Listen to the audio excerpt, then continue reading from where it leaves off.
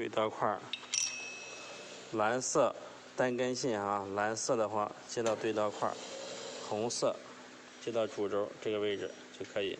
然后那个旋转轴第4轴拆解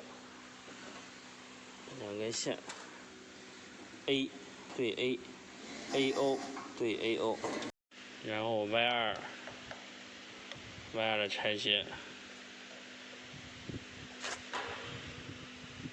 颜色对颜色就可以，用油管直接把它一按，拔下来就可以。